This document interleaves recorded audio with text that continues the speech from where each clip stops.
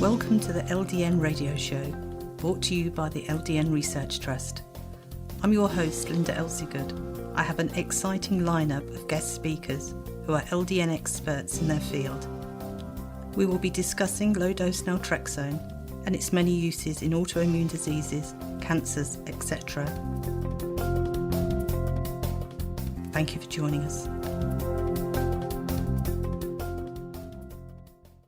Today I'd like to welcome our guest, Lyndsay from the United States, who takes LDN for hEDS, PCOS and MCAS. Thank you for joining us, Lyndsay. Thank you. So could you tell us when you first noticed your symptoms? I've had symptoms probably all my life, mild as a child, but I really started having symptoms increase in 2018. I had a significant type of food poisoning that kind of kicked my symptoms off really significantly and severely for several months. And so it's been probably since then that, like I said, I've had lots of pain, fatigue, anaphylaxis symptoms, like pretty much every system was affected. Mm-hmm. Okay. So what was your childhood like? If you had what was your childhood like with all those symptoms? I mean, my childhood was, I would say, I had just sensitivities to things. I always had sensitivities to medications, lights. I had several tick bites as a child and never was diagnosed with anything else, but I assumed that was a factor in some of my symptoms. I couldn't walk down the the laundry soap aisle, like things like that. I had a lot of fatigue and stuff growing up as well. Mm-hmm. So could we add Lyme disease, do you think, to that long list? Possibly. I mean, I've never tested positive. Some doctors have said that I fit a lot of the criteria. So it's kind of a question mark still for me. A lot of Lyme disease testing isn't that accurate, it would seem. Right. Have you had a Western blot?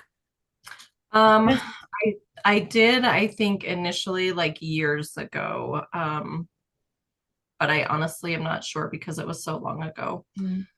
Because you can get co-infections and all kinds of things, can't you, with Lyme? Right. Yeah.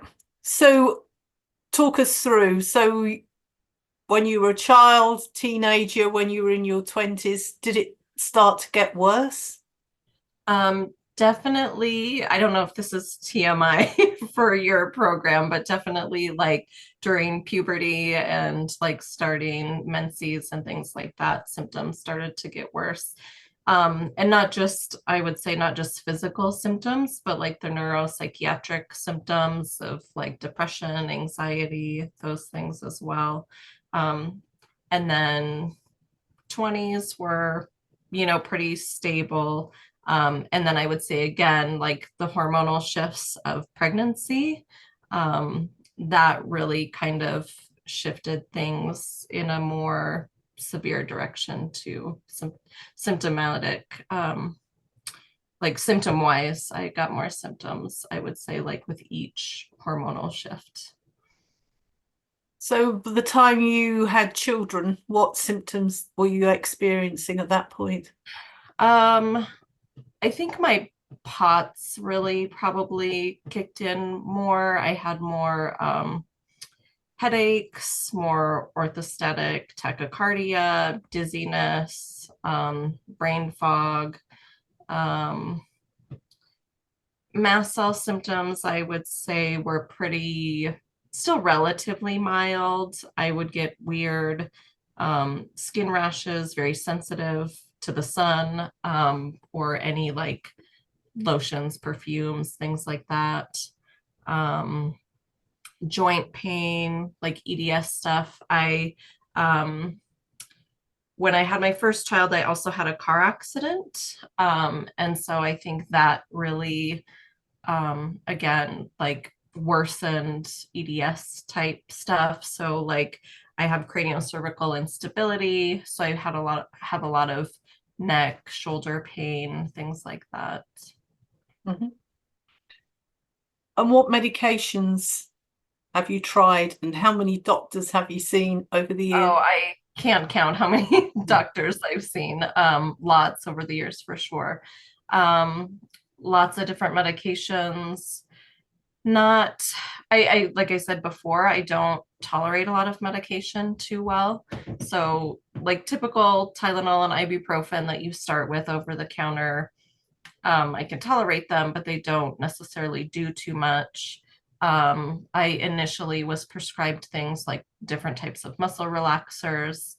Those help some to a point, but I get to kind of like the hangover feeling, too tired, too fatigued, like I can't really function on them. So that obviously doesn't work, during the day when you're trying to either work or take care of kids.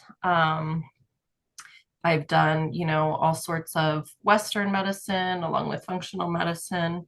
So I've taken lots of different supplements. I probably can't even name them all. Um, and then finally, I think it was a few years ago, I have a good immunologist that's familiar with MCAS, POTS, EDS, and all of that. And they prescribe LDN fairly often for people. And so that's when I initially started it. But I was well into my 30s at that time. So how many years would you say it was to find somebody that understood your condition? I mean, if we are going back until childhood and counting that, I would say a good 15 plus. Mm-hmm. Yeah. So could you describe for us what a typical day is like for you from when you get up in the morning till you go to bed? Oh, I mean, it varies, of course, depending on the time of year, the time in my cycle. Right now, it's springtime here. So I would say allergy symptoms, pain symptoms, those kinds of things are increased. So waking up in the morning is typically still pretty painful. A lot of, like I said, neck and shoulder pain, back pain, hip pain, those kinds of things. It does get better throughout the day as I move and walk around. So I typically get up during the week. I'm getting kids off to school. Sorry, we're going to ask something. I was going to ask you what time you Yeah. got up in the morning. Oh my gosh. Well, I would say typically it's around 6 or 6:30 a.m. Yeah, and then there's, running around getting kids to school. I have two kids, so they're at two different schools. And then I'm coming back home. I work from home, so I'm then getting ready for work. Being in front of a computer most of the day is very fatiguing, triggering for migraines. My migraines are pretty well controlled right now. I haven't had any recently, but that used to be a very big symptom for me that would knock me out for probably several days. So I have to be really careful about my scheduling, about my pacing. Just taking breaks and things like that. So I'm, like I said, on the computer most of the day working. Then I'm shuffling kids again after school, picking them up. I'm usually pretty fatigued and worn out by the afternoon. So I often have to, like I said, when I take breaks, I, lay down, close my eyes, kind of get some darkness, hopefully, if that's possible. Also, of course, taking supplements throughout my day, medications, whatever I might need. I rarely cook dinner because that's a really big task at the end of the day. It's hard to stand up in one place. So either my husband does that, or we might, just do something easier, convenient. Um, what else? And then hopefully my kids go to bed and it's bedtime, because by then I'm also like pretty exhausted and in pain and not feeling well. Do you sleep well? Um, for the most part, I do. I really used to have a lot of trouble with insomnia, pretty often. That is, I would say, more stable now with, medications and supplements. So for the most part, I sleep well. Um, it's only interrupted, like I said, sometimes by pain, sometimes by my youngest child. Um, and there are definitely a few, I would say at least a few nights a month, that I do have trouble either falling and or staying asleep. Mm-hmm. Would you say in all the years that you've been dealing with this, any doctors have dismissed you as it being psychological rather than physical? Oh, yeah, always. Especially when I was younger. So I have been in the medical field myself, um, starting at a pretty young age. Um, so when I was probably 16 or 17, I got into kind of the healthcare world. And I was a nurse by the time I was about 20. Um, and when I was younger, I would go to the doctor and complain of headaches, complain of GI symptoms, complain of, kind of um, random things, really. I would have random symptoms of all different systems. And I was often told, well, you're too young, you're too this, you're too that. Um, and so it was always dismissed. And so I thought, yeah, well, okay, it's nothing, or it's all in my head, or whatever. And like I said, it took until I was about 35, and had that acute and severe, it was like a histaminic or neurotoxic food poisoning. They never like officially said, but something along the lines of ciguatera, which I don't know how much I can share, how much you want to know, but really significantly, you know, damaged all sorts of things in my body, put me in the hospital. I lost a lot of weight really quickly, like 40 pounds within a few months. I was down to not being able to eat hardly anything at all. I couldn't tolerate even certain water, could only eat 2 or 3 foods maybe, for months, until finally I found somebody who A, believed me, B, knew a little bit about, the whole trifecta picture, and then could get me on like a medication regimen where I could have some improvement. And we found I was pretty severely under medicated, which my whole life, I hadn't really taken a whole lot of medications for things. And even as a nurse, like didn't know enough about all of these things, and like the extent to which they can impact you. So currently, what are you taking? Um, right now, I only have mostly supplements, keep me pretty stable, with diet, of course. So I kind of watch what I eat, fairly low histamine diet, no alcohol or things like that. I take hEDS. That's like 4 capsules a day, and I take extra vitamin C with quercetin. I take Zyrtec and Pepcid as needed. Typically, I take Pepcid at least every day. The LDN, the what else? I have an EpiPen prescribed if needed, Benadryl if needed. And there's other things that I should be taking, more often, but I, forget, or it's too much. I do take vitamin D Other things I should be taking are like probiotics, fish oil, stuff like that, but it's not consistent.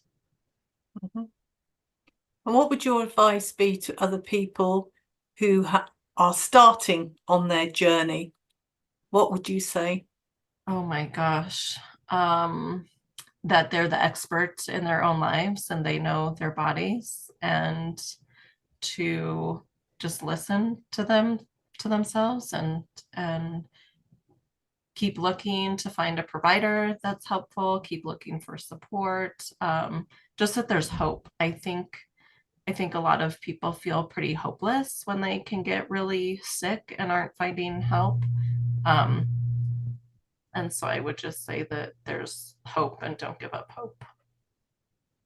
Well, thank you for sharing your journey with us today. Yeah, you're welcome.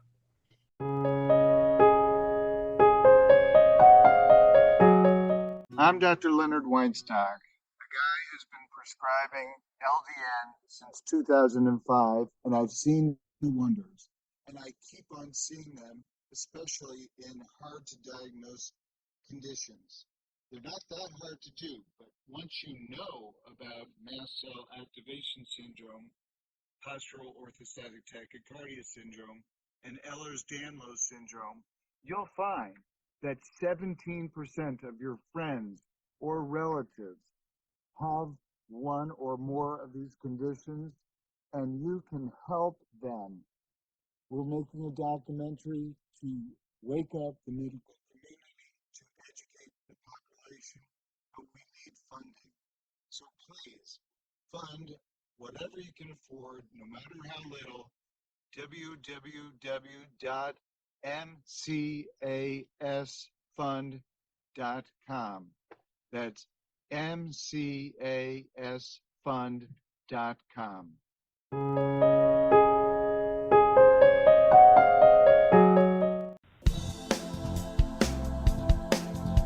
Any questions or comments you may have, please email me, Lynda, Linda,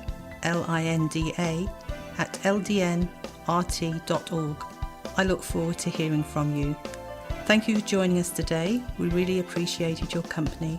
Until next time, stay safe and keep well.